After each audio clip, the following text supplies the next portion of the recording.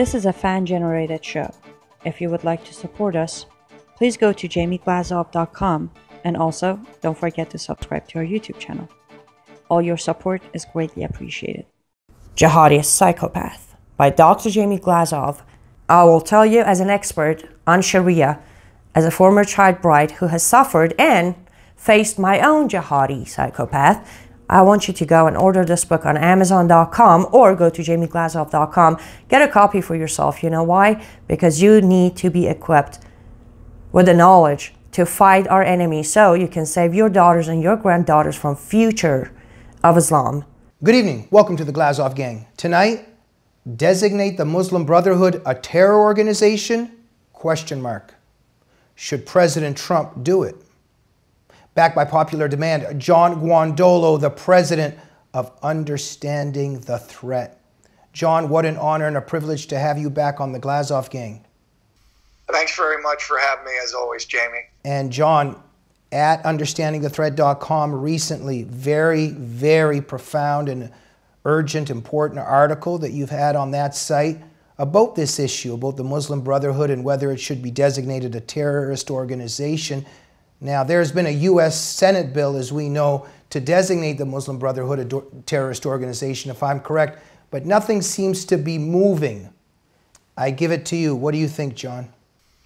Well, first of all, the why it's not moving is because right after the president was elected, the International Muslim Brotherhood worked to ensure that they lobbied Congress, and they spent several millions of dollars. And according to the leadership of the International Muslim Brotherhood, worked with Mrs. Clinton and people around her to ensure that members of Congress understood the Muslim Brotherhood not to be a terrorist organization, but simply a political organization and things like that. We actually do know that the director for the Clinton Foundation in Egypt is the spokesman, the jailed spokesman, Gahad el-Haddad of the International Muslim Brotherhood. And so it brings some veracity to the story, as well as the fact that the foreign secretary of the International Muslim Brotherhood said that they got major news media outlets in the U.S.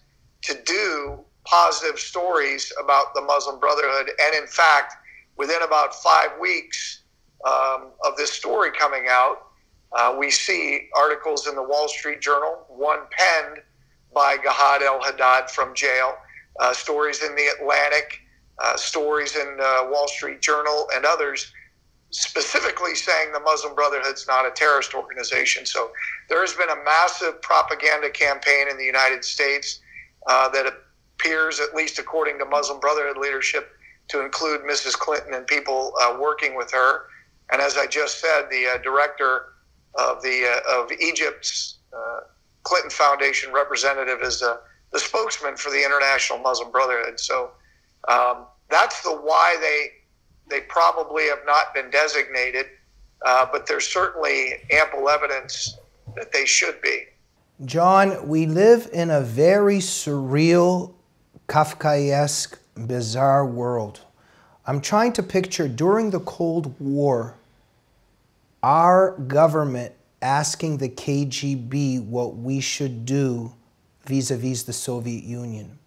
The Muslim Brotherhood's stated objective, as you've documented, as Stephen Coughlin has documented in Catastrophic Failure, as I've written about in Jihadist Psychopath, the U.S. Brotherhood's stated objective is to overthrow the U.S. government and to establish an Islamic State under Sharia in violation of U.S. federal law, as your article recently stated. And yet, CARE, MSA, ISNA, all these Muslim Brotherhood front groups are advising our government, and nothing is being done about this. It's surreal, and it's tragic. I agree. And one of the things I will say, when we speak to state legislators, for instance, or local state police officers, elected officials, citizens, and we show the evidence that what you just said is true, that it's not just random Muslims that our leaders meet with. These are leaders of easily identifiable Muslim Brotherhood organizations that have been, prior to and certainly after 9/11, exclusively the people that our leaders in the United States are working with, including local chambers of commerce, school boards, pastors, police departments, and others. And when people see the facts laid on the table, they're horrified, and in many ways they're shocked because they cannot believe it's this bad. But we have to get over that, take a deep breath, and say, now what are we going to do? And what we're going to do is immediately at the local and state level, regardless of how broken our federal government is all local and state entities should simply stop working with these people as a first step. You know, John, recently, we're watching Michael Cohen being interrogated by this committee.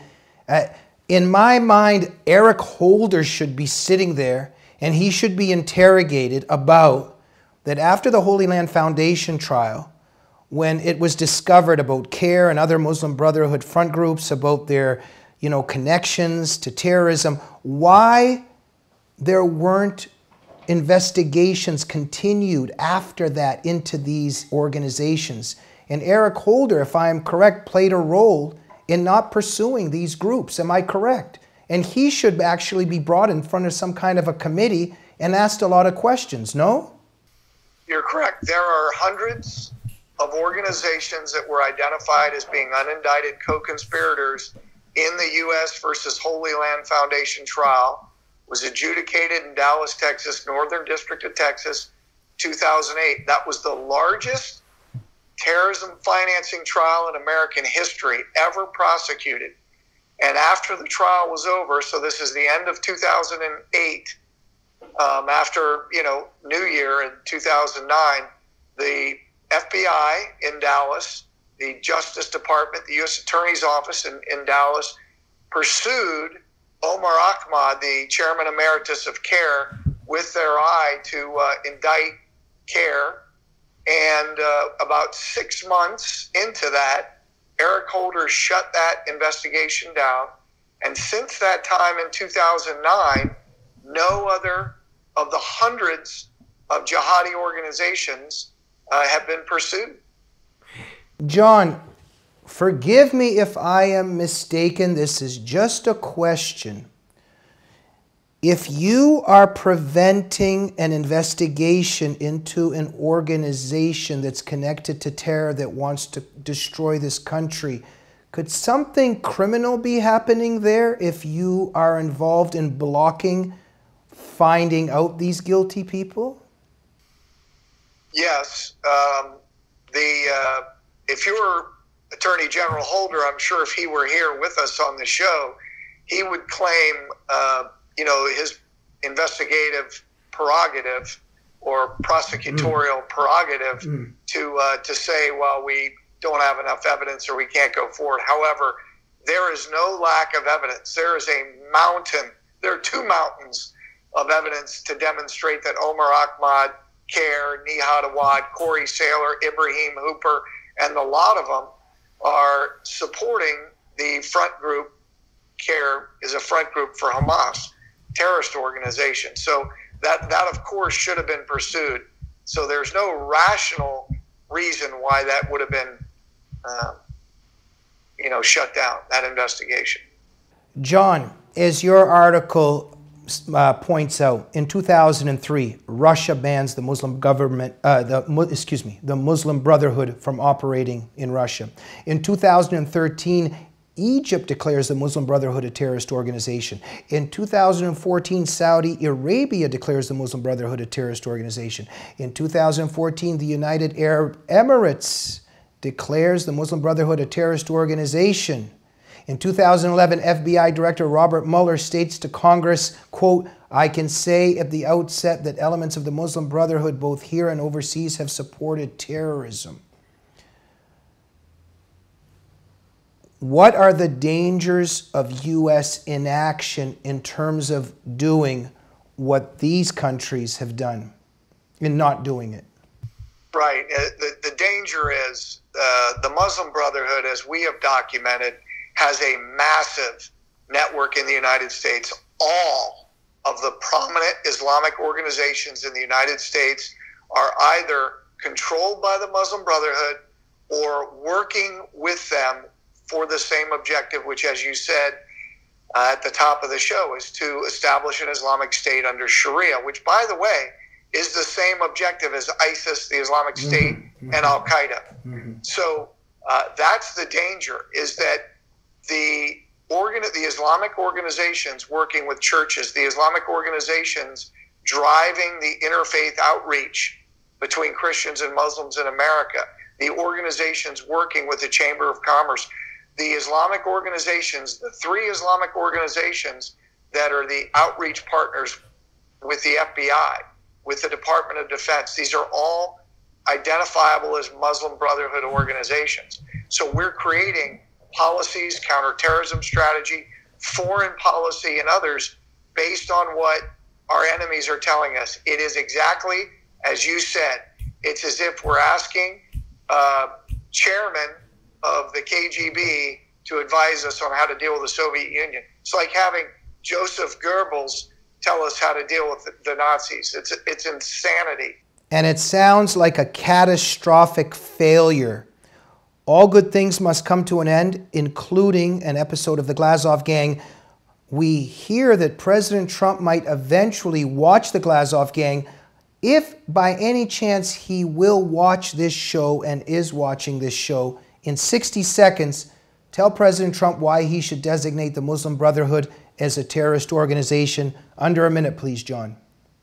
Because they were created to do the same thing Al-Qaeda and ISIS were created to do, overthrow governments in the West in order to submit them to Sharia. Their history of violence from the very beginning in Egypt to today is unprecedented. Terrorist attacks in the United States, from the Fort Hood shooting to the Boston Marathon bombing to Little Rock, Arkansas, and beyond, including 9/11, involve Muslim Brotherhood organizations and support for them. And because it's not all the violent aspect, they seek to do counterintelligence and to overthrow our government, and they are hostile. And by the way, they're working with the Marxists here in the United States in many, many ways. They've got to be declared terrorist organizations. We need to shut down all their organizations, arrest their leaders, bulldoze their buildings, and empty their bank accounts so we can actually support the counter-jihad for folks like us in this movement. I wonder what side Ilhan Omar and Rashida Tlaib are on. John Guandolo, you are a scholar and a gentleman. Thank you for everything that you do. Thanks very much for having me. We hope you'll come back soon. Ladies and gentlemen, John Guandolo at understandingthethreat.com. You should be watching the Glazov Gang first and then visiting understandingthethreat.com right away after that. Thank you very much, and we'll see you soon. Good night.